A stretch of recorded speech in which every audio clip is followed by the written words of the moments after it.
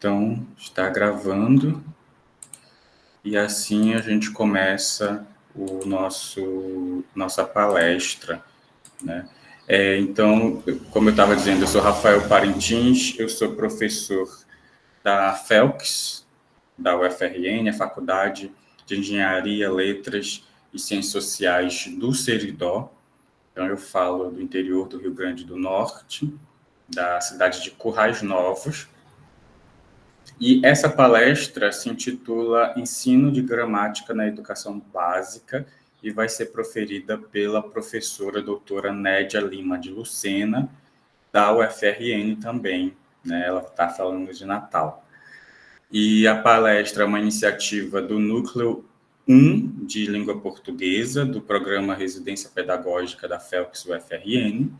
Esse programa é uma iniciativa, né, um programa da CAPES, a Coordenação de Aperfeiçoamento de Pessoal de Nível Superior do Brasil, tendo como finalidade aperfeiçoar a formação de graduandos e professores nos cursos de licenciatura e na educação básica. O objetivo principal da palestra é oferecer aos discentes, residentes e docentes preceptores do Núcleo 1 de Língua Portuguesa, do Programa de Residência Pedagógica sediado na FELCS, orientados por mim, Rafael, oferecer uma reflexão sobre o ensino de gramática na docência de língua portuguesa na educação básica. Mas esse evento, essa palestra é aberta, né? Então, ela tem como objetivo também permitir que a comunidade em geral também tenha acesso à discussão, principalmente professores de língua portuguesa da educação básica e, por exemplo, também pós-graduandos do mestrado profissional em letras, o Prof. Letras, não só da FELCS UFRN, mas de outros lugares do Brasil.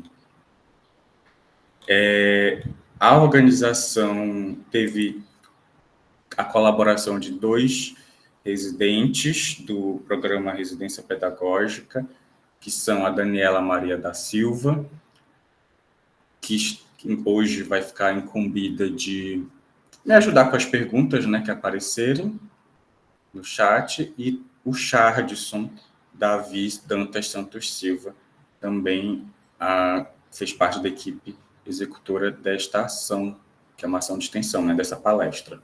Então, eu gostaria de agradecer, desde já, a Daniela, ao Chardson e também a FELCS, o UFRN, e ao programa, né, a CAPES e o programa Residência Pedagógica.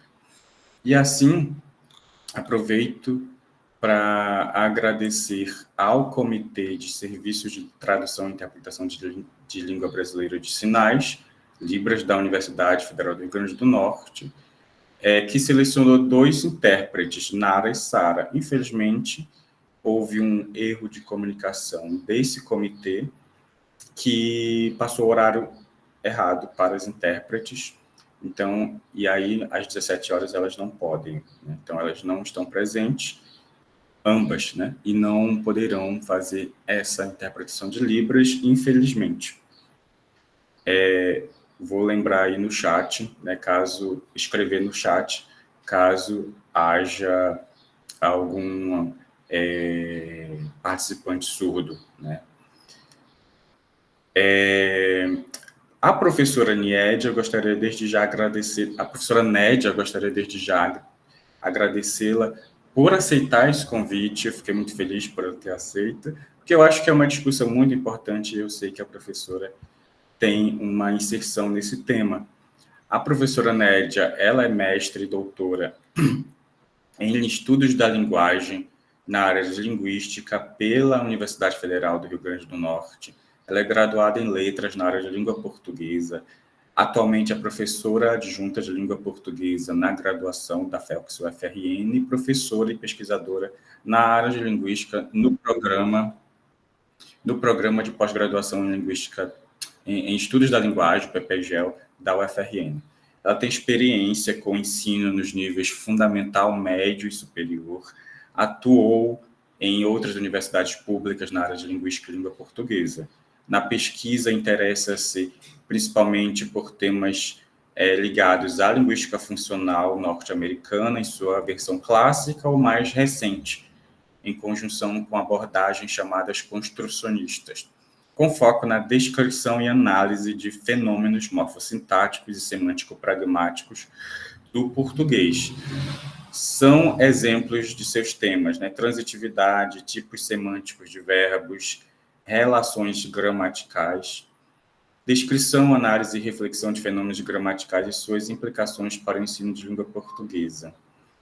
É vice-líder do Grupo de Estudos Discurso e Gramática da UFRN e membro do Grupo de Trabalho e Descrição do Português da ANPOL, Associação Nacional de Pós-Graduação em Linguística e Letras, em Letras e Linguística. E no campo administrativo, atualmente ela exerce a função de coordenadora do Programa de Pós-Graduação em Estudos da Linguagem. Né? Então, Nédia, passo a palavra, né? Novamente agradecendo, passo a palavra para você, novamente agradecendo pelo aceite em participar dessa palestra, cujo tema é bastante atual, né? Ainda, né? É um tema atual já faz muito tempo, e aí as outras informações sobre frequência a gente vai colocando no chat, tá, pessoal? Por exemplo, sobre frequência, e eu também no chat vou lembrar sobre a questão da interpretação de Libras. Muito bem, Nédia, eu passo a palavra para você, então, agora. Boa tarde, vocês me ouvem bem? Eu ouço. Sim, sim. Sim, sim. Aí, Nédia, desculpa já interromper, mas eu acho que até umas 18, no máximo, Okay. Você pode fazer sua fala, e logo em seguida a gente faz um debate, no máximo até as 18h30, tá bom, pessoal? Desculpa, Nédia.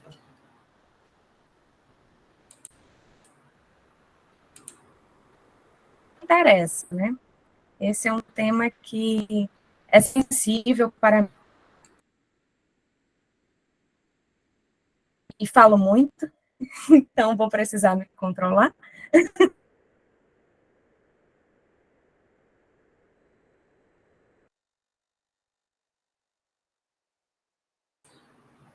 Gente, desculpa, Nédia, não sei se é você que está travando ou se é aqui que está travando na minha internet.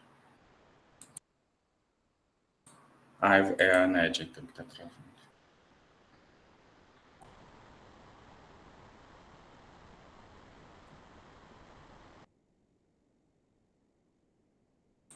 Ela deu uma travada. Vamos esperar.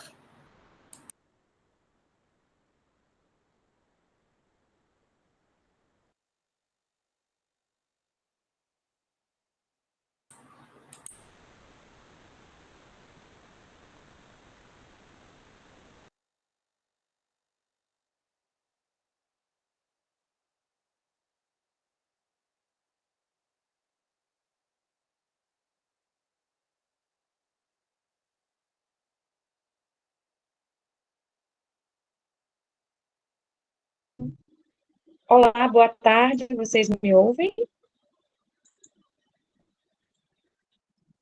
Boa tarde, sim, A ouvimos. internet acabou de cair aqui na minha casa, mas eu entrei pelo celular e eu vou conversando com vocês enquanto tento restabelecer aqui a conexão, tá bem? Vou posicionar o celular numa posição que vocês possam me ver. Você quer que eu vá passando os slides? Vocês conseguem me ver? Sim, conseguimos. Pronto. Eu acredito que vou conseguir entrar aqui na outra página, mas eu vou conversando com vocês enquanto isso. Você quer que eu exiba os slides? E aí eu vou passando? Não, eu posso exibi-los aqui, se eu não conseguir entrar, eu peço para você exibir, pode ser? Ah, tá bom, então. Tá bom. Acho que agora voltou. Só conferindo.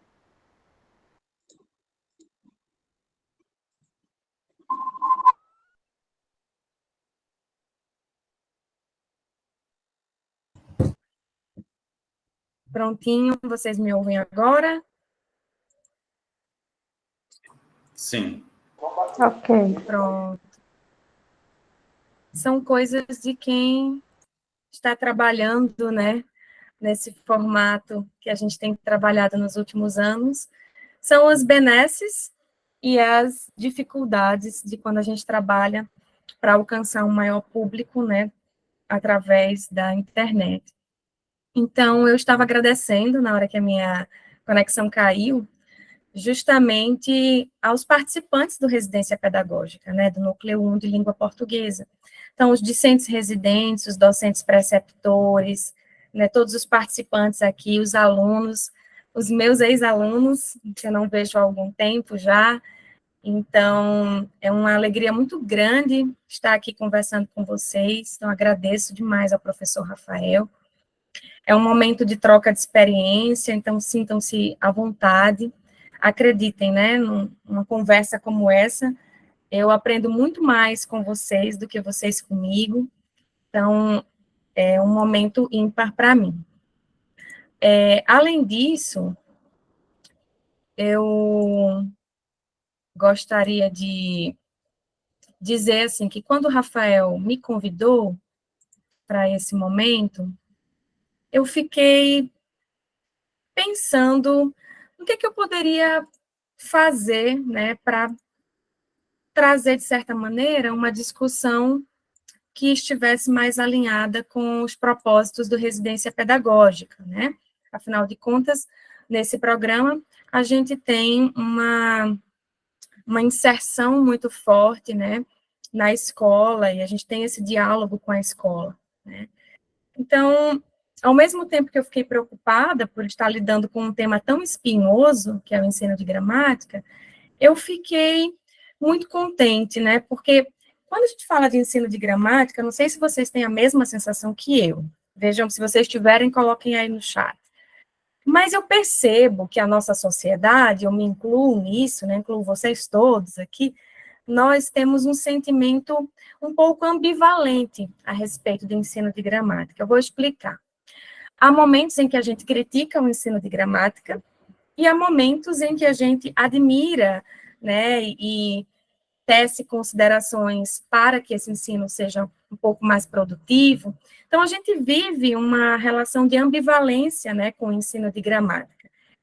E isso tem a ver com a própria história, né, gramatical, a própria história de como o ensino de gramática foi se consolidando na nossa cultura.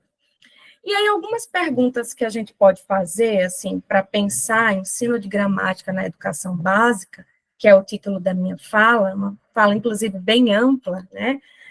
A gente pode pensar algumas reflexões, né, a partir de questões como por que tanta gente teme ou exalta a gramática, né? O que, de fato, é a gramática? O que se entende por estudo de gramática, né? A linguística pode nos fornecer caminhos, possibilidades de pensar o estudo de fenômenos gramaticais? Isso se aplica à sala de aula? A ciência linguística pode contribuir com isso? Né? Então, são questões que a gente pode pensar e que eu convido vocês a refletir comigo nesta tarde, né? Quase noite já. Então, diante dessas questões e desse tema que é tão espinhoso para a gente, como eu falei, eu pensei no seguinte caminho para a nossa conversa, né? A gente pode partir de uma reflexão inicial sobre o ensino e a gramática, eu acho que é interessante a gente situar esse lugar, né? Observar alguns pontos das diretrizes educacionais e suas aproximações com a teoria funcionalista, e eu trago o funcionalismo porque é a teoria a qual eu me filio, e vou explicar a vocês a razão.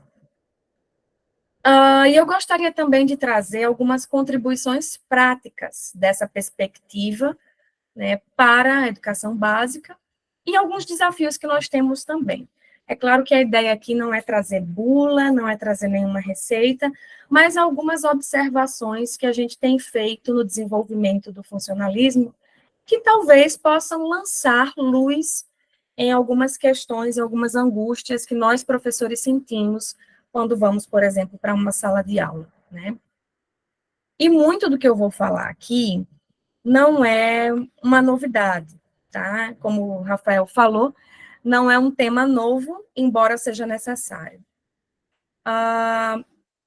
Então, basicamente, a essência da minha discussão aqui está já publicada em materiais, né, que eu mesma escrevi em parceria com outros colegas, né, tem alguns trabalhos sobre isso, e eu posso indicar depois para vocês, e claro que outras referências a respeito desse tema, né.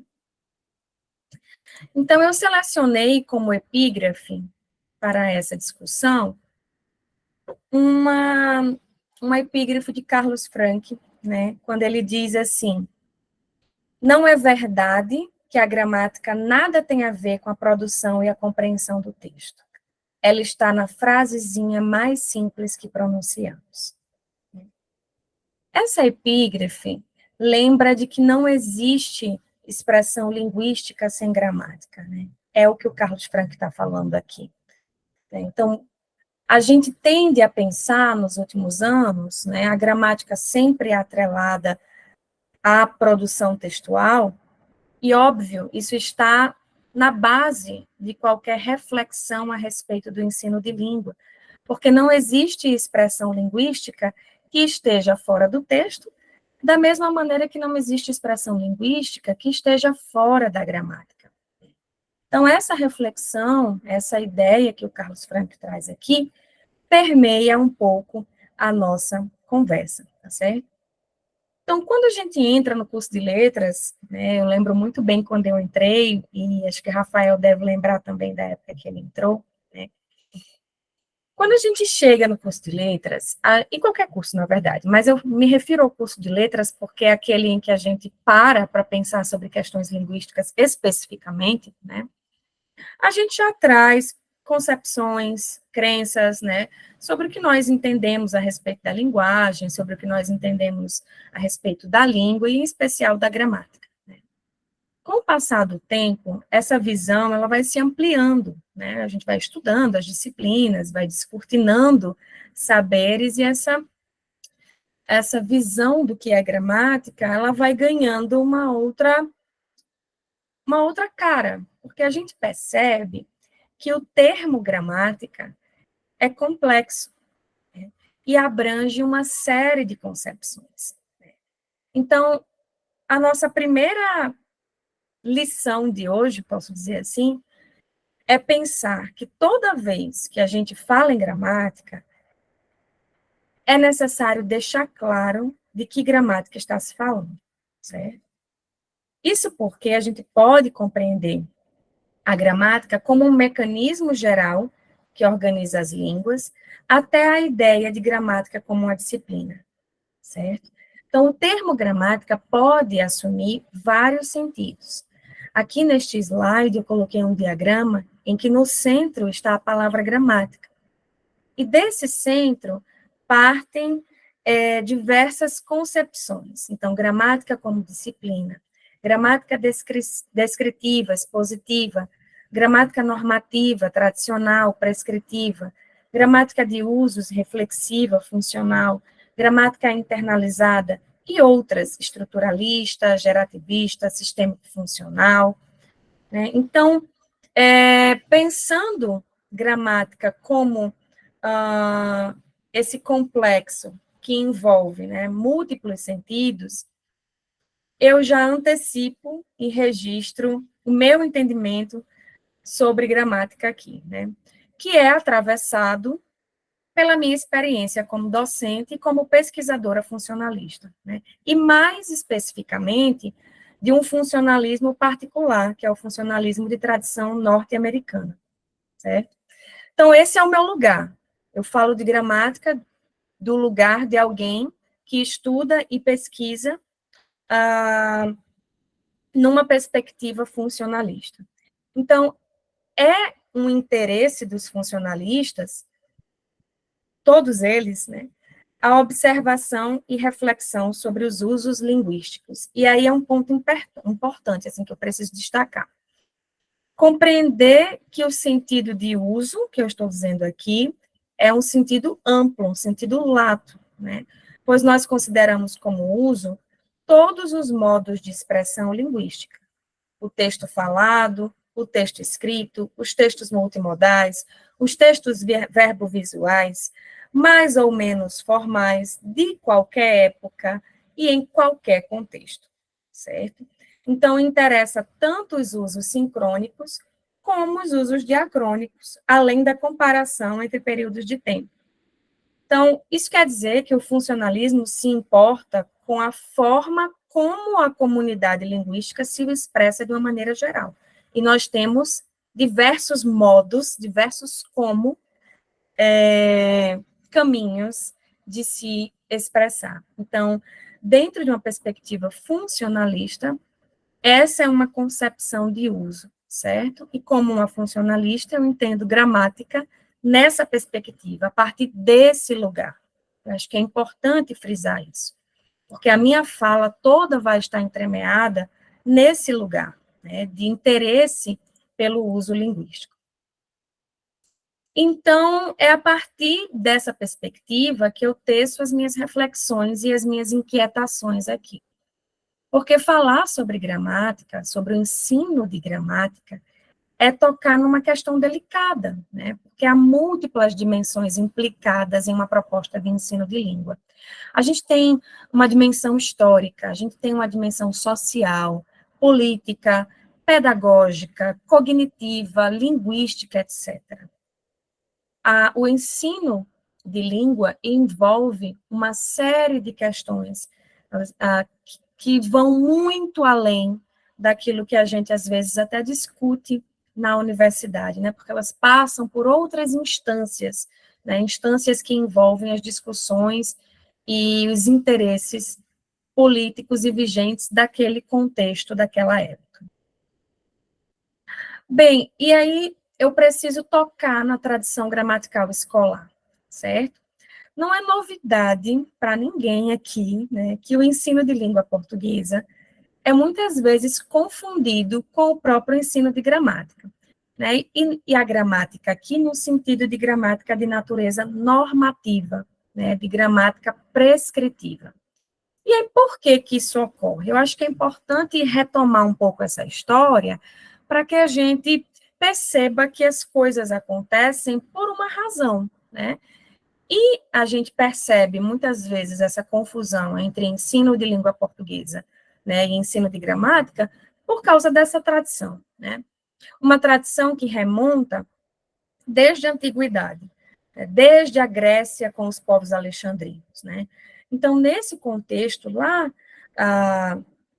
dos povos alexandrinos, a gente pode pensar assim, a gramática foi introduzida na escola como uma disciplina autônoma, né?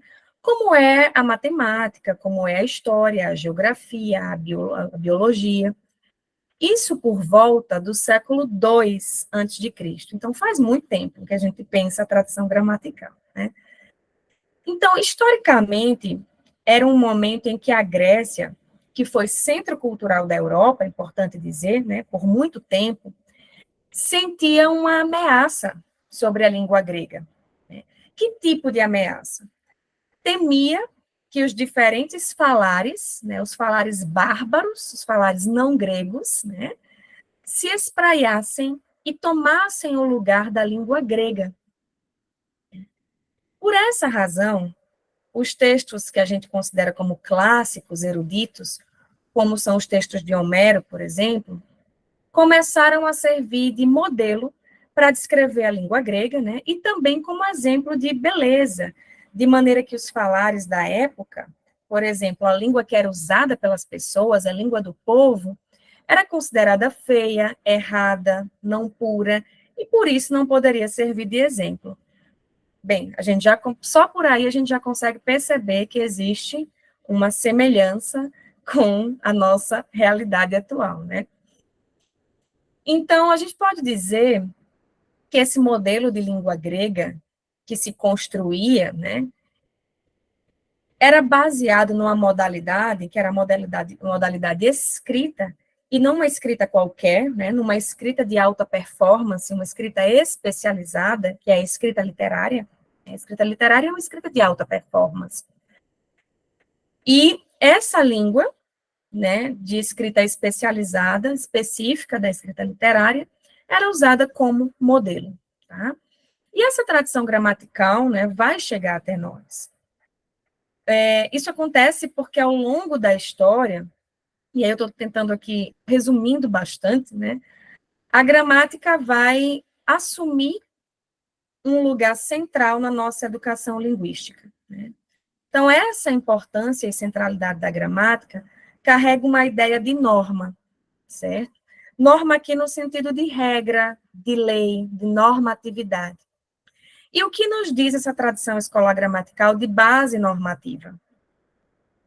Bem, a gente pode pensar essa gramática normativa como um conjunto de leis preceituadas para o bem falar e para o bem escrever, né? Vocês já ouviram falar sobre isso no curso de letras, e eu estou retomando um pouco aqui essa história, né?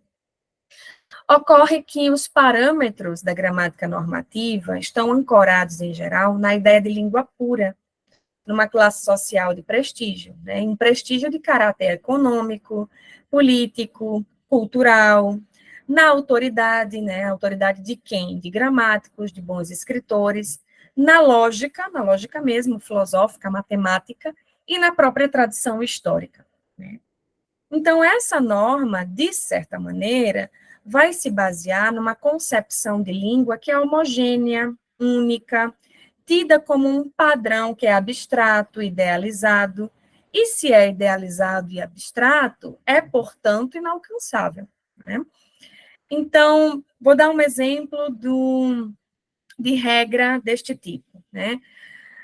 Uma regra normativa diz que o verbo deve sempre concordar com o sujeito. Ora, se a gente observar um pouquinho os nossos usos, né, independentemente de grau de escolaridade, nós vamos ver que os usuários da língua, né, em suas interações, vão flutuar em termos de concordância verbal, seja em contextos mais monitorados e em contextos menos monitorados, com situações em que vão concordar mais o verbo com o sujeito e situações em que vão até mesmo não concordar propositalmente, intencionalmente. Então, isso é bem interessante, isso já é documentado na nossa literatura linguística, a gente tem vários trabalhos sobre isso. Então, a concordância é um fenômeno, por exemplo, que ocorre na nossa língua e que a gente tem uma regra gramatical que diz que a importância dessa concordância, eu não estou dizendo que não é importante, tá? Mas eu estou dizendo que ela nem sempre ocorre, que há situações em que ela não ocorre, tá? Então, a gente pode pensar, né, que a obediência, digamos assim, ou não, a uma regra, como uma regra de concordância, pode ter muitas interferências. Por exemplo, a gente pode ter interferências relacionadas à idade do falante, à escolaridade, à procedência, ao grau de familiaridade entre os interlocutores e outros fatores sociais que estão envolvidos e que influenciam o modo como nos expressamos por meio da língua. E até as próprias influências internas da língua, determinadas aproximações, determinadas formas de organizar a oração, a sentença. Então, a concepção de gramática que muitos de nós temos quando nós chegamos no curso de letras é ainda a concepção de gramática normativa, mesmo indo para o curso de letras.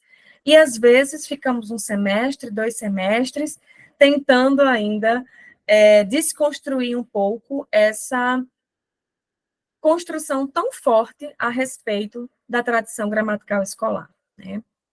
Então, essa tradição esteve fortemente presente na escola. E eu digo esteve, né, de forma intencional, né, porque a gente já vislumbra alguns avanços, né, não suficientes ainda, principalmente se a gente considerar um país como o nosso, né, em que há vários Brasis dentro desse Brasil, mas a gente já tem um esforço, né, no sentido de superar essa visão mais normativa, mais tradicional. E o programa Residência Pedagógica é uma prova disso, é uma prova dessa discussão. Nós estarmos aqui discutindo isso é uma prova, é um avanço. Né? Então, as atividades assim que seguem a gramática normativa, em geral, vão se preocupar com o conhecimento e o domínio operacional das normas. Né? Então, essas normas são consideradas as prescrições, né? São espécies de leis de como deve ser a expressão linguística. Então, a gente tem aqui uma tradição de exercícios que são chamados metalinguísticos. Vocês com certeza já ouviram falar desses exercícios, já fizeram exercícios metalinguísticos, né? Que tipo de exercício é esse? São aqueles exercícios que visam a identificação e a classificação teórica de alguns termos, né? Por exemplo, quando a gente diz assim, a gente coloca um texto como pretexto, e a gente coloca nessa discussão, identifique os substantivos abstratos. Sublinhe os substantivos e circule os adjetivos. Isso é um tipo de exercício metalinguístico, né? Ou então, um tipo de produção textual da seguinte maneira, que às vezes fica sem direção, né, sem propósito. Escreva um texto que contenha um substantivo abstrato. Não sei se vocês já fizeram algum tipo de atividade assim. Escreva um texto em que contenha dois verbos de ligação. Então, um tipo de produção que está relacionada à identificação de uma determinada categoria linguística, mas não necessariamente preocupada com a contextualização, com a própria produção, assim, com o ato de produzir de forma coerente e coesa, né? Então, essa concepção de gramática normativa também é reforçada pela própria mídia e pelas redes sociais, né? E também pelo nosso senso comum. A gente pode perceber, né, que as pessoas têm um certo fascínio pela boa linguagem, né, pela correção gramatical.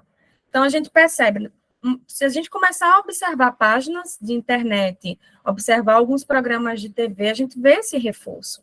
A gente vê piada, a gente vê comentário, né, memes que acabam por valorizar demais a correção gramatical, né, sem uma discussão mais ampla, né, e na grande maioria das vezes com nenhum embasamento científico, né.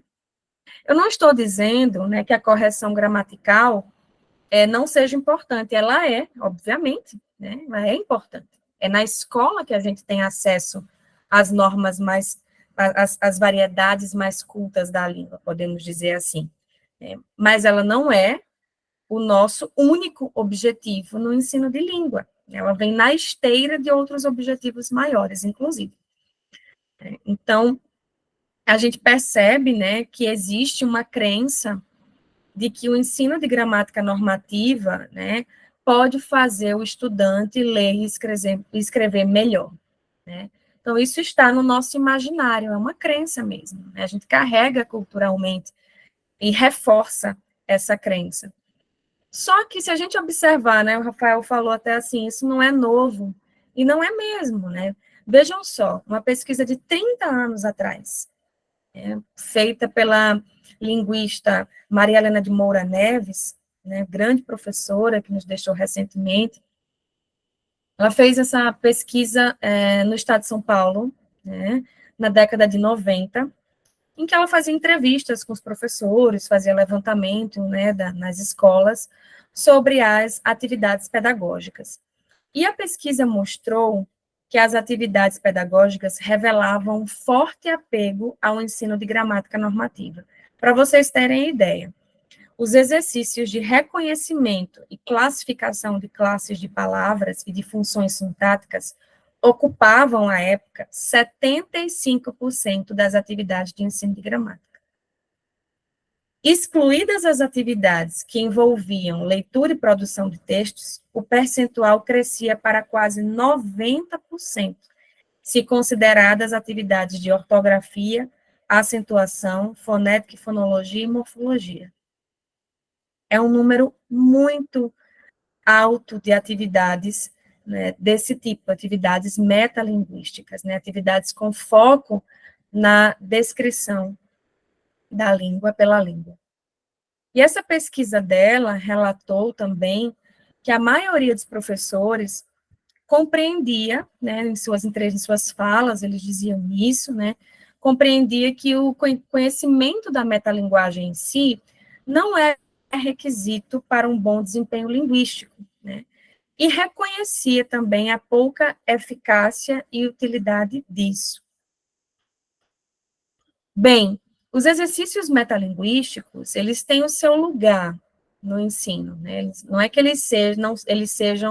seja necessário a gente descartar os exercícios metalinguísticos como se eles não tivessem um lugar. A questão é que esse excesso de exercícios metalinguísticos, sem uma reflexão prévia, né, sem outros tipos de atividades previamente colocadas, né, causam uma consequência que é muito ruim, né, para a gente, que é uma certa aversão que os alunos passam a ter a respeito, né, do ensino de língua, das aulas de português, né. Não é raro, inclusive, que os estudantes de letras, né, que escolhem o curso de letras, eles ingressem na graduação e admitem, né, uma certa aversão aos estudos gramaticais. Isso quando não é muita aversão. Eu vou modalizar aqui, né, um pouco de aversão aos estudos gramaticais, mas a gente percebe, né, assim, nas falas dos alunos, nas conversas em sala de aula, o quanto que isso foi muitas vezes pesado ao longo da vida escolar, né. Então, ao longo dos últimos anos, né, desses 30, 40 anos, basicamente, no Brasil, né, assim, mais fortemente mesmo, né, a gente vem tentando, né, difundir e consolidar uma concepção para o ensino de português que desloca a gramática do centro das práticas escolares, como acontecia aqui na década de 90, né, dando uma ênfase maior, né, ao domínio da leitura, da escrita, da oralidade, e deixando, né, a gramática como um instrumento de apoio dessas práticas, né, o que é um grande desafio, né, e talvez a nossa agenda atual, né, a nossa preocupação atual seja essa, como fazer isso, né, como discutir esse tipo de questão. Então, nessa ótica mais recente, a gente pode pensar que o estudo de gramática, né, na educação básica, ele passa a ter, né, a esperança, digamos assim, de uma perspectiva mais auxiliar, mais funcional, né? Então, por isso que é importante a gente ainda discutir essa temática, né, que deve estar vinculada, né, aos nossos objetivos maiores do ensino de língua materna, né? Então, não é só entender, por exemplo, o que são as classes gramaticais, né? Mas como elas funcionam dentro de textos, quais os efeitos de sentido que o uso de um determinado elemento no lugar de outro vai ter, né? As implicações disso. Então, é interessante quando a gente começa a observar os estudos mais recentes que envolvem os usos linguísticos, né, a gente vai observando como a gramática tradicional, que também tem a sua importância, né, mas como não é um objetivo da gramática dar conta dos seus usos, não é mesmo, né, isso é um objetivo das ciências linguísticas, não da gramática em si, né, da gramática normativa tradicional. E a gente tem um desafio também, né, que é compreender que esse objeto que todos nós abraçamos aqui, que é a língua, se configura como um objeto altamente complexo também, né?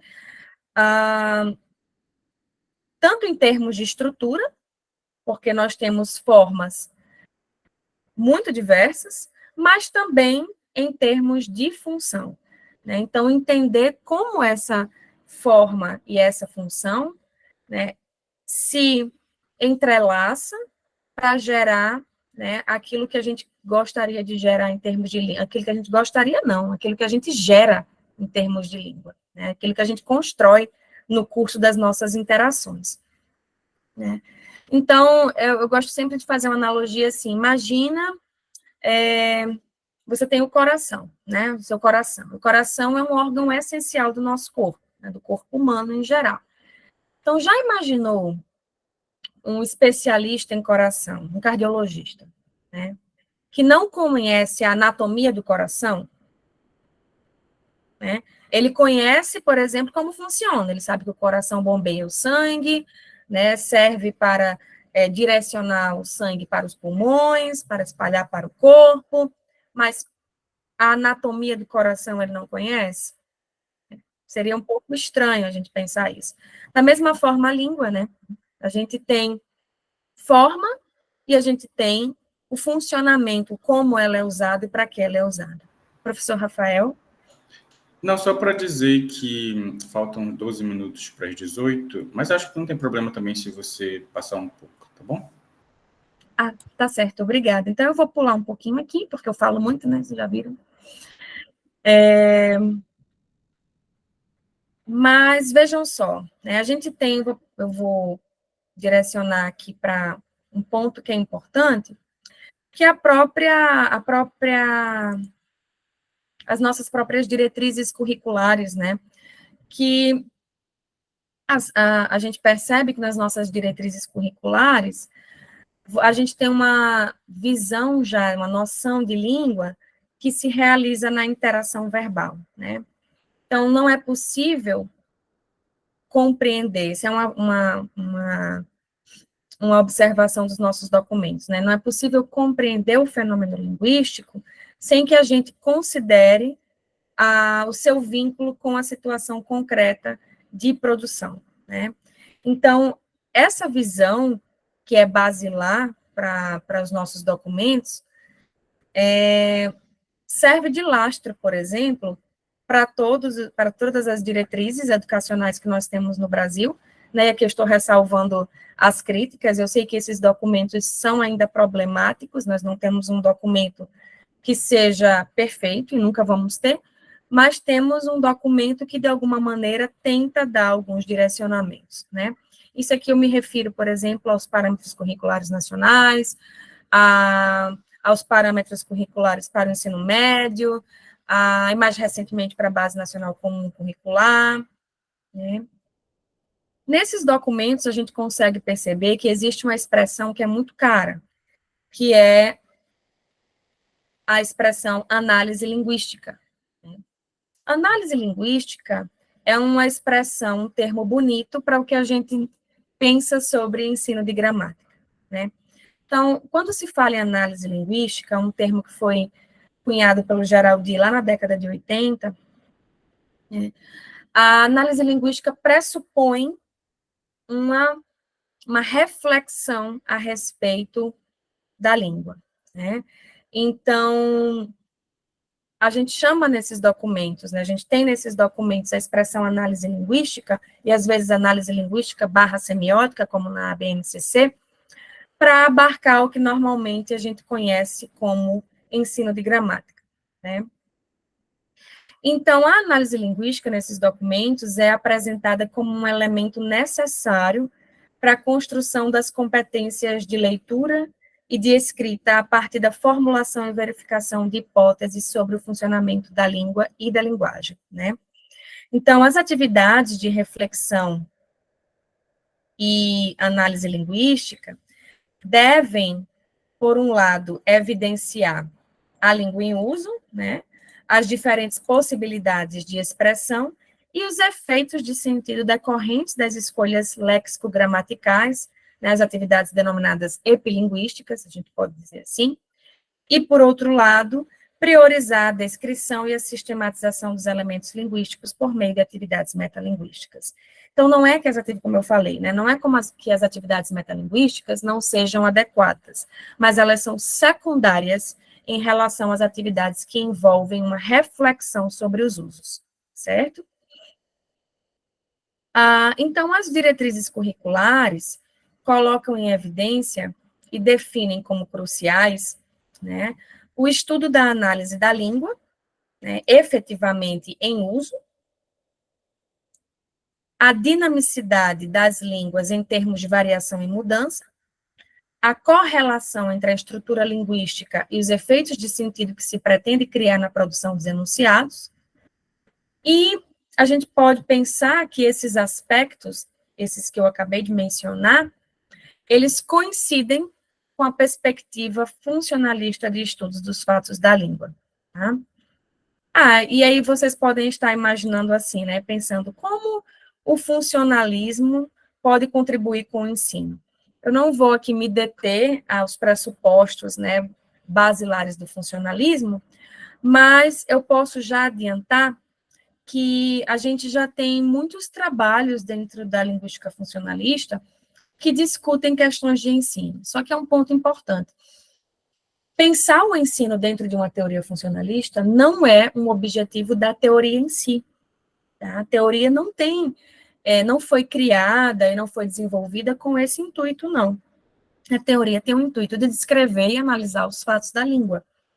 No entanto, ocorre um movimento aqui no Brasil de se pensar contribuições, né, dessa prática linguística que se faz em termos de descrição e análise no funcionalismo para a sala de aula. A gente já tem várias iniciativas a respeito disso, né? Por exemplo, no próprio grupo de estudos que eu faço parte, o grupo de estudos de discurso e gramática, já foram realizados vários estudos que assinalam possibilidades, né, metodológicas de trabalhos na educação básica, né, seja com a reflexão, com a sugestão de atividades didático-pedagógicas, e mesmo com a intervenção, como eu vou mostrar um exemplo aqui para vocês, né. E, só para vocês terem uma ideia aqui, só na nossa sede do Rio Grande do Norte, na nossa sede eu falo porque o grupo é nacional, o grupo tem 3 sedes, uma sede na UFRN, na UFRJ e uma sede na Federal Fluminense, né. Então, só aqui no Rio Grande do Norte, a gente tem um conjunto de mais de 30 trabalhos nos níveis de mestrado e doutorado que discutem caminhos metodológicos para a reflexão dos fenômenos gramaticais na escola, né? Seja em nível fundamental ou médio, seja na análise de livros. Então, os trabalhos normalmente se organizam em torno do ensino de português como língua materna, mas também há produções que se voltam para o inglês, para o francês, para o espanhol, né? Então, eu trouxe aqui uma das primeiras propostas, né, a respeito disso, que foi esse livro de 2007, chamado Funcionalismo e Ensino de Gramática, né, em que você tem aqui uma discussão, um primeiro capítulo sobre as aproximações desses documentos oficiais com o funcionalismo, e vocês têm 4 capítulos que vão ser desenvolvidos pensando questões sobre o ensino, tá? Além disso, eu resolvi trazer aqui um exemplo de uma pesquisa que foi feita no âmbito do Profiletras e que considerou, que é o mestrado profissional em letras, né, que considerou uma intervenção que teve como base a perspectiva funcionalista, e eu vou mostrar para vocês como foi interessante esse trabalho que o professor fez.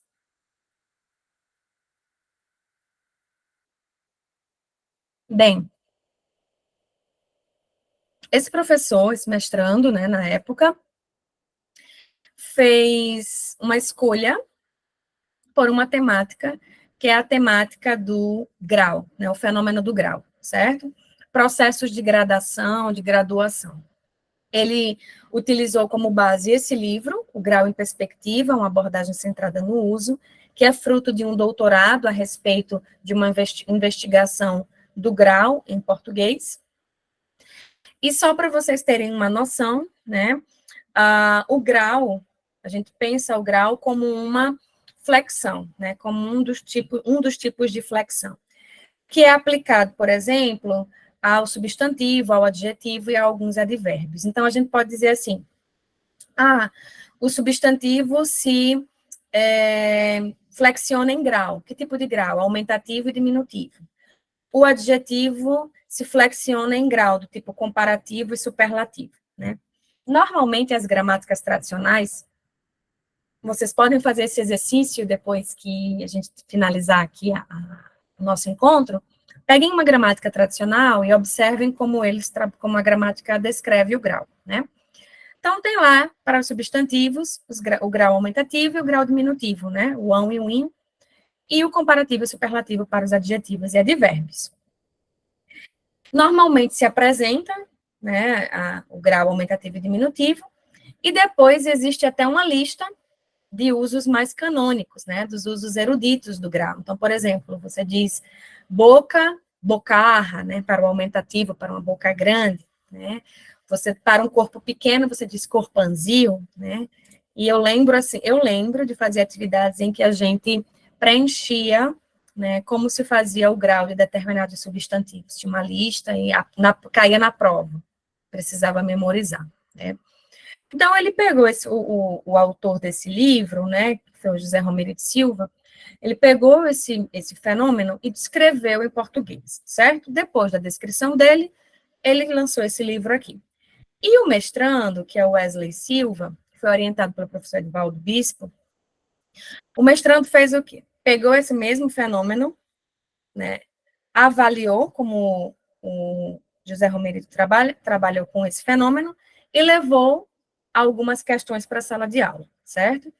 Então, um ponto que o Romerito levanta nesse material é que a intensificação por meio do grau, né, você graduar alguma coisa para mais ou para menos, é um processo pelo qual a intensidade é atribuída, seja para mais ou para menos, a uma dada noção conceitual, comumente de acepção mais abstrata. Pode ser motivada e emergente pela interação verbal, pode ser tomada como uma operação cognitiva. Essa operação assinala um reforço ascendente ou descendente à ideia de um certo conteúdo, que, por sua vez, pode estender sua concepção para além do nível de significação considerado normal ou básico. Pode referir-se a itens lexicais, a sentenças ou porções textuais. Aqui a gente já observa que ele amplia, né, em sua descrição, e ele mostra isso a partir dos usos, né, que o grau vai se espraiar não só para substantivos e adjetivos, mas para orações e até para porções textuais, certo?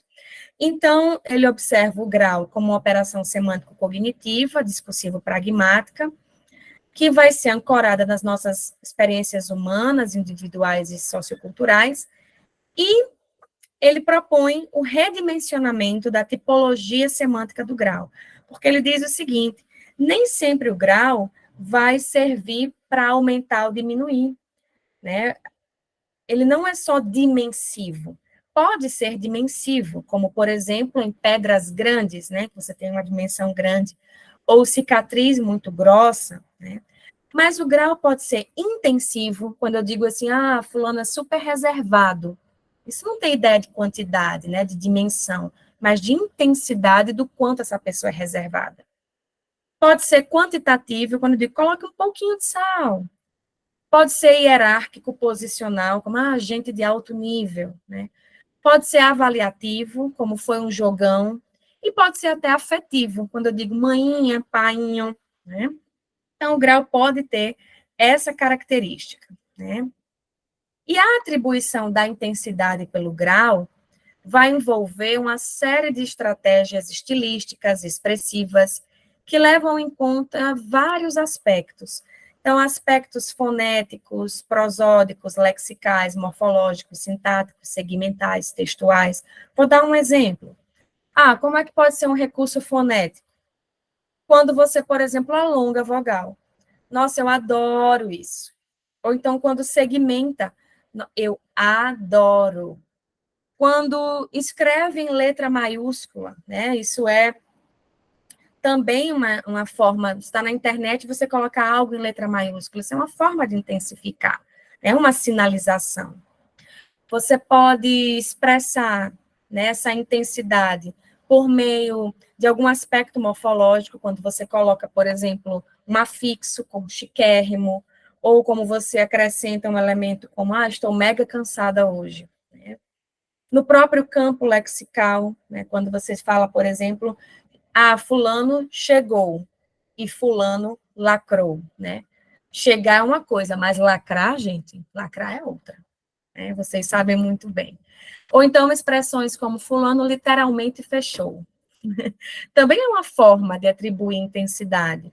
Alguns arranjos sintáticos também, do tipo, fulano é muito bem resolvido.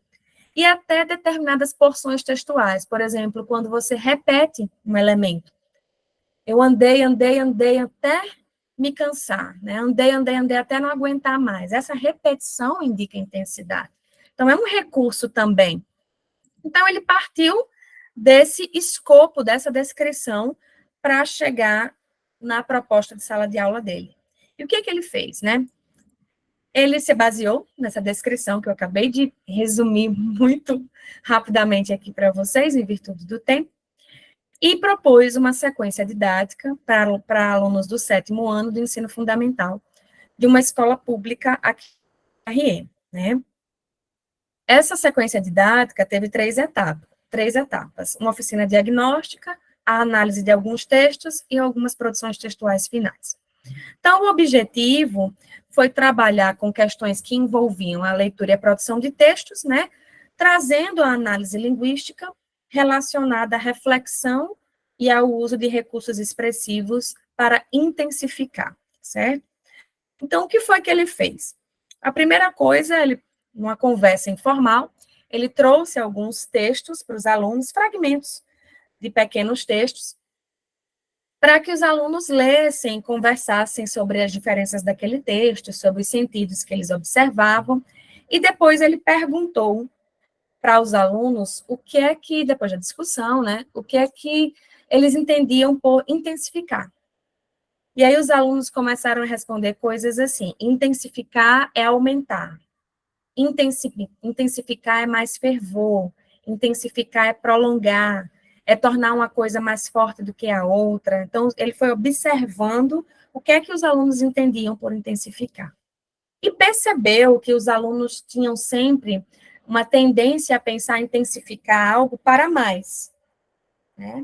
E não para menos.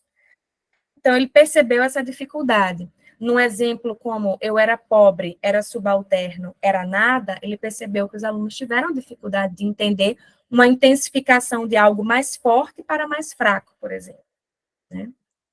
Então, ele partiu desse início. Alguns exemplos de textos que ele usou, eu vou ler alguns para vocês. Ele pegou algumas postagens de Facebook, de aniversário, né? Parabéns, felicidades 1000, com várias exclamações.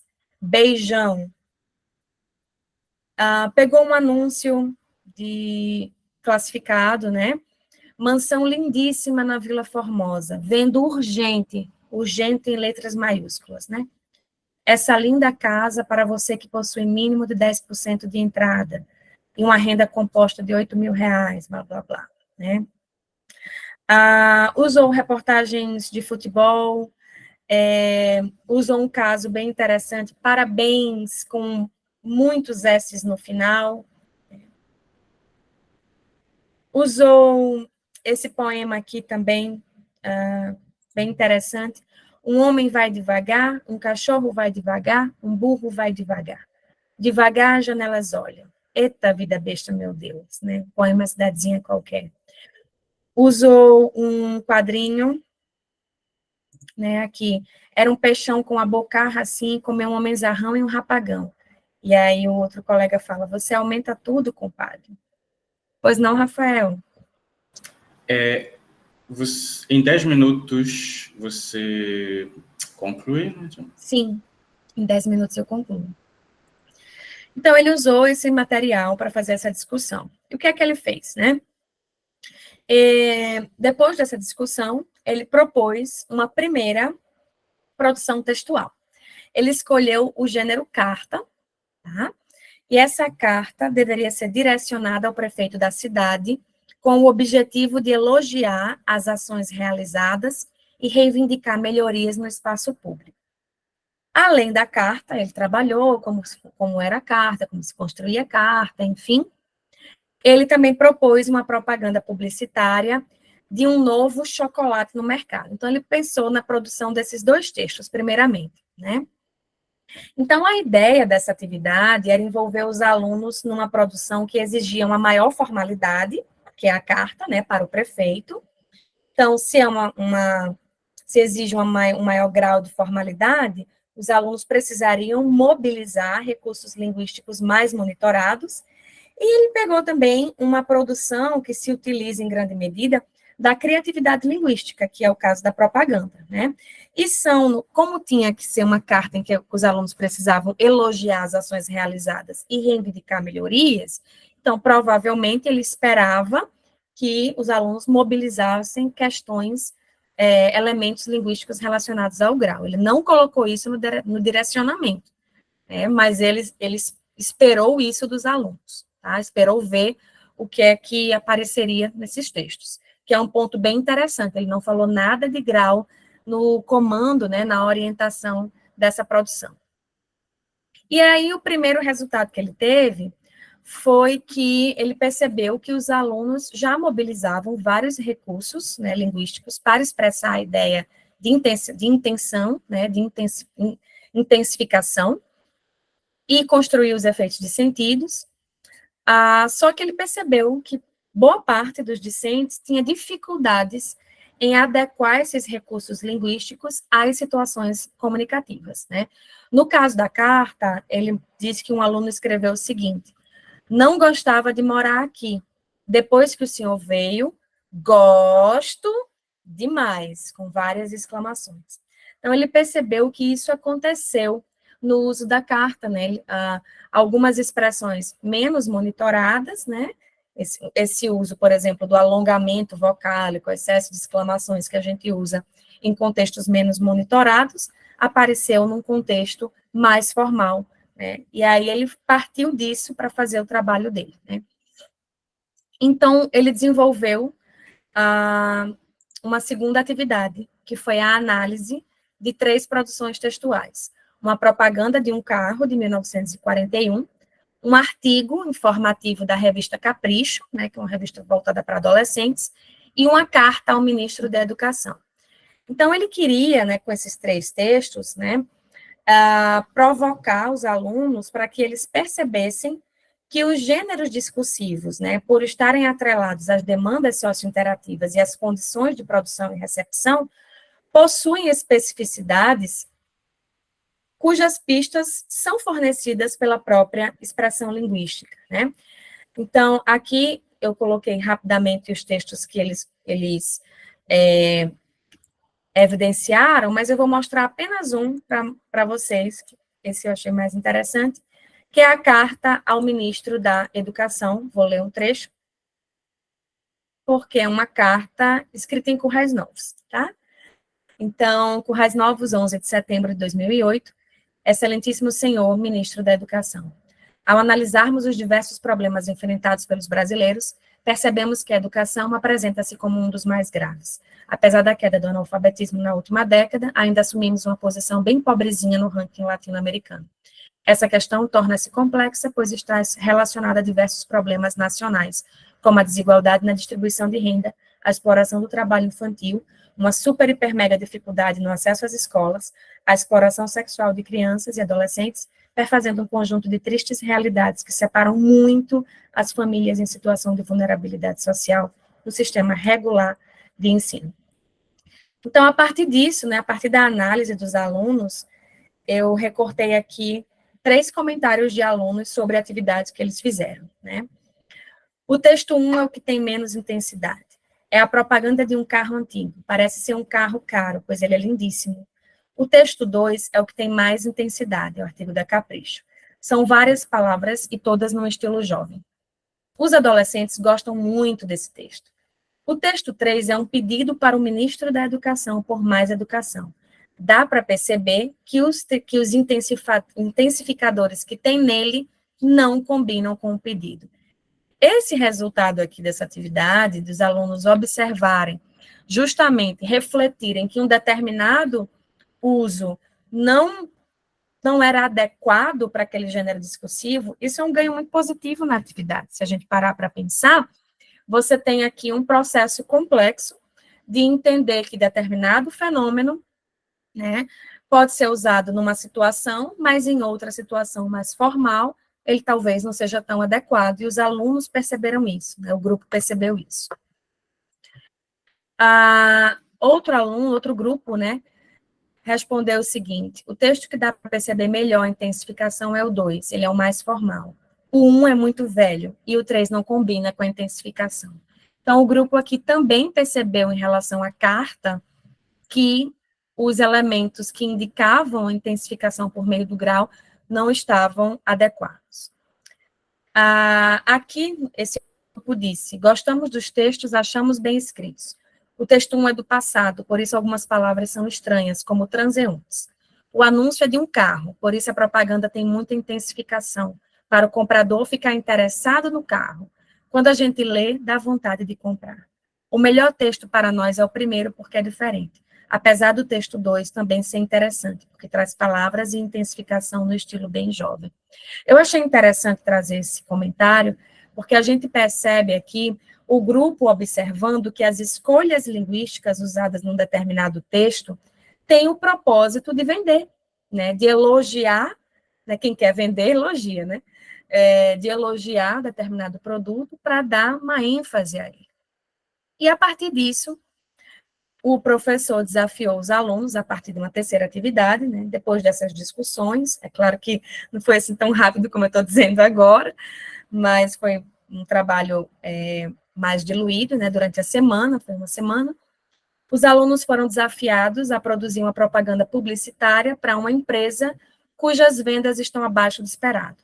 Então, para atingir os propósitos comunicativos, eles poderiam lançar mão dos recursos expressivos de intensificação, de gradação, que eles discutiram ao longo das aulas. Então, eles produziram, né, várias propagandas, né, como festa, marca de leite, igreja, fralda, sandália, pirulito, e eu trouxe alguns exemplos aqui para vocês, das produções discentes. A primeira de leite, então eles colocaram leite da vaquinha Totoquinha, leve, muito leve, levíssimo, né? Então, eles criaram aqui o vaquinha Totoquinha, né, no diminutivo, né, essa intensidade aqui afetiva, vaquinha Totoquinha. Leve, muito leve, levíssimo. A gente tem aqui uma observação, um arranjo morfossintático muito particular. A gente tem o leve, o muito leve, né, esse leve com o intensificador muito, e o levíssimo, né, o leve com o acréscimo de um afixo, que é o íssimo, e ainda a repetição, né, desse i levíssimo, né? Então, isso é bem interessante, eles mobilizaram vários recursos aqui. Outro produto foi o pirulito, e eles brincaram com o arranjo sintático aqui também. Compre pirulito cabeção. Pirulito da cabeça grande, grande pirulito. Maior no tamanho e menor no preço. Observem, né? Pirulito da cabeça grande, grande pirulito. Então, a própria inversão aqui do adjetivo em relação ao substantivo cria um efeito de sentido diferente, né? E maior no tamanho e menor no preço. Então, também essa comparação, custo-benefício. Tamanho grande, preço mais curto, né? E também um remédio com base em cálcio, que eles chamaram de Cáclio Trambedose. É um produto usado e recomendável para todos os idosos no Brasil, pois deixa os ossos mais fortes e faz a pessoa se sentir muito mais jovem, né? Então, esses foram alguns exemplos que eu trouxe aqui para vocês, né? Mas o que a gente observa nessa atividade aqui é que percebam que o professor não ficou voltado para a metalinguagem, né? Ele não ficou discutindo especificamente a metalinguagem, mas relacionando uma atividade de reflexão, né, e praticamente não usou nomenclatura gramatical aqui. Ele fez atividades específicas, voltadas para o estudo da análise linguística, né, com a produção de textos através de uma sequência didática, começou com a produção, finalizou com a produção, com um propósito específico, e teve outras atividades de reflexão em grupo, individualmente, para que os alunos pudessem pensar essas questões de língua, sem necessariamente ficar decorando uma lista de usos canônicos e eruditos. Acho que o Rafael já quer me avisar da hora novamente, já estou finalizando. E vou deixar os slides para vocês depois, né?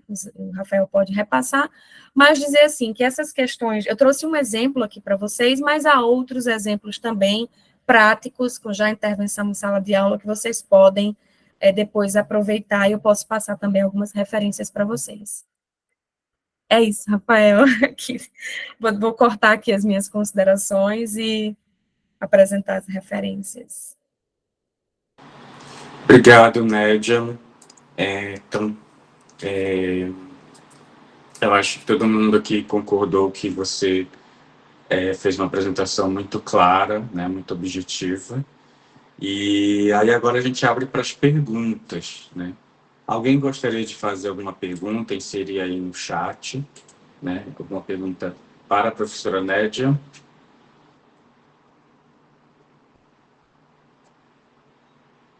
Eu tenho uma pergunta, enquanto o pessoal pensa um pouquinho, né?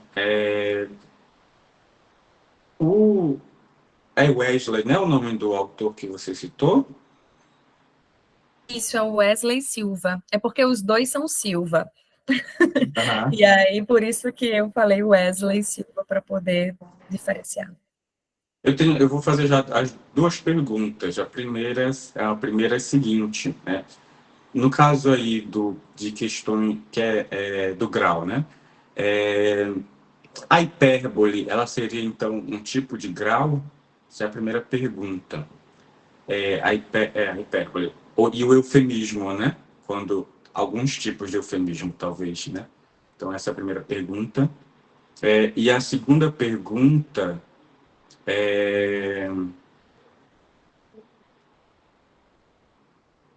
acho que o eufemismo, estou aqui pensando, o eufemismo acho que é uma questão mais pragmática, né? Mas a segunda pergunta é se você tem acompanhado as ideias, né, do Faraco, que ele tem defendido nós termos uma postura mais normativa, os professores, né, mas, claro, pautado nos usos efetivos do português em diferentes contextos e gêneros, e tanto na modalidade escrita quanto na modalidade falada. E tem até um livro em coautoria sobre isso agora, que agora me foge, mas é algo como gramática do português escrito, falado, do português escrito, alguma coisa assim. É isso. Sim, Rafael, obrigada pelas perguntas. Obviamente, o eufemismo e a hipérbole entram como recursos de intensificação, né, para mais ou para menos. Vão entrar, o José Romerito vai destacar esses pontos também, um recurso estilístico, né, porque nesses usos relacionados ao grau, a gente tem efeitos específicos de sentido, né, que são colocados, e eles têm objetivos que são semânticos, pragmáticos, então, entra assim. Ele, inclusive, tem exemplos que eu acho bem interessantes, que são exemplos de texto. Eu até cortei do slide, porque ia ficar muito longo, né? Imagina se eu tivesse trazido. Mas ele traz alguns exemplos, assim, de porções textuais, em que o arranjo do próprio texto vai dando uma ideia de gradação, sabe? É bem interessante esse fenômeno. Com relação à pergunta sobre o Faraco, sim, eu tenho acompanhado, porque eu acho que a gente tem um movimento que é interessante, que é o seguinte, né?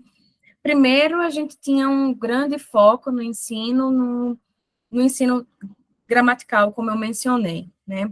E aí, depois da década de 80, depois com o advento dos PCNs, a gente tem uma discussão muito forte sobre, e necessária, né, sobre a importância de se pensar práticas de leitura e de produção de texto, né? Só que quando se começou a fazer isso, ao mesmo tempo, se começou a excluir, né, o papel da gramática, do estudo gramatical na sala de aula, como se houvesse um estudo de texto, uma leitura, uma produção de textos, posso dizer assim, apartada, né, da reflexão gramatical, né? Então, a gente foi de um extremo a outro extremo, né? E isso é problemático, né? Tanto é que, se a gente observar a própria BNCC, mais recentemente, a gente praticamente não encontra a menção à palavra gramática, né? Eu acho que tem uma menção apenas, eu já fiz essa pesquisa, mas não lembro agora de cabeça, mas não tem a menção à palavra gramática. Se fala em análise linguística, em análise semiótica, mas ainda muito pouco, né? Muito pouco.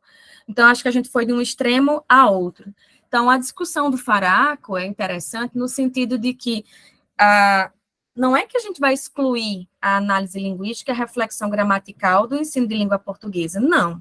Não é esse o objetivo. O objetivo não é excluir, mas o objetivo é como a gente pode trazer essa reflexão, né, como um instrumento para as práticas de leitura e produção de textos. A gente já sabe que se a gramática for pensada apenas como a gramática pela gramática, né, ela não chega, não atinge objetivos de promover, né, grandes avanços no desenvolvimento da competência comunicativa, como o próprio trabalho de Moura Neves já mostrou, né? E os nossos índices escolares estão aí para comprovar isso também, né? Mas é como você pode trazer esse fenômeno gramatical, os estudos dos fenômenos gramaticais, de uma forma produtiva, né? Eu acho que o desafio é esse. Talvez esse sim é o maior desafio. Por exemplo, um trabalho como esse, que eu apresentei aqui, de intervenção, as atividades foram simples, né? Vocês viram que não foram atividades extremamente difíceis de serem feitas, né? Inclusive, até convido vocês a replicarem aí nos estágios, na residência, para a gente ver os resultados. Mas isso envolve um estudo prévio também, né?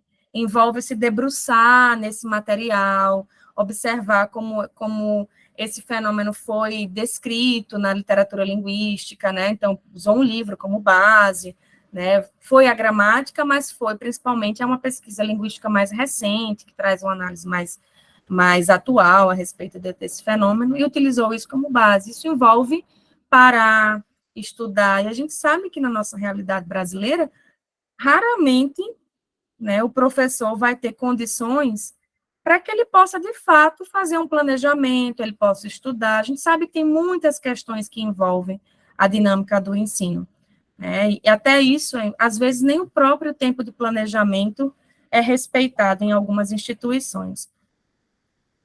Então, o desafio é muito grande nesse sentido, né, de que a gente precisa adequar de que maneira a gente pode pensar a análise linguística de uma forma até mais leve, né, ver que os resultados dos alunos foi bem interessante aqui nesse exemplo, né. Poderia não ter dado um resultado assim, mas o caso aqui foi que foi interessante os alunos perceberem e produzirem, né, materiais e textos, refletirem sobre esse fenômeno, que eu acho que foi bem legal.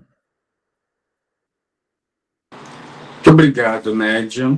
Né? Então, também não houve mais nenhuma pergunta aqui no chat. Só gostaria de acrescentar também, né, aos participantes, né, estimulá-los a realmente consultarem, né, estudarem um pouco sobre esses estudos, como os que Nédia citou, que falam sobre justamente como trabalhar gramática numa perspectiva que não seja tradicional, né? Então, acho que nosso objetivo é esse, seja uma perspectiva mais voltada para os usos, né, efetivos do português brasileiro, né, do português falado no Brasil, falado e escrito no Brasil. Então, nesse sentido, nós temos muitos trabalhos já, né, para citar apenas. Também temos gramática, né, inclusive, né, de referência, né, eu acho que Nédia citou Maria Helena Moura Neves, ela também tem uma gramática, né, de usos do português, ou uma gramática baseada em textos, né, e ela Nédia trouxe um pouco da perspectiva do funcionalismo, mas também hoje em dia temos também perspectivas mais formalistas também, Sim. formulando, né, contribuições, né? Então temos o Juanito Avelar, que trabalha com ensino de gramática também, e tem agora um outro professor também na Unicamp, né? Agora esqueci o nome dele. Ele é um pouco menos conhecido, né? Mas que publicou agora um trabalho sobre aceitabilidade? Acho que é aceitabilidade. Aceitabilidade, né, no ensino, né, na revista Caderno de Estudos Linguísticos.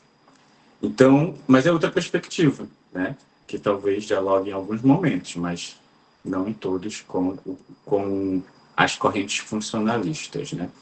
Mas as correntes funcionalistas estão mais ligadas mesmo aos usos efetivos do, da linguagem, do uso da linguagem, né? A linguagem, uma perspectiva também mais voltada para o texto, né? Bom, é isso. Gostaria então de agradecer novamente. Quer falar, Nádia? Ou depois? Sim, Rafael, se você me permite, eu queria apenas indicar para o pessoal esse artigo aqui, que eu escrevi recentemente em parceria com 2 colegas, Ótimo. tá? Uhum. E nesse artigo tem funcionalismo linguístico e ensino de português, convergências, possibilidades e prática docente. A gente faz um levantamento sobre vários trabalhos que tratam e que questionam, né, e trazem contribuições para o ensino. Vou colocar o link aqui para vocês.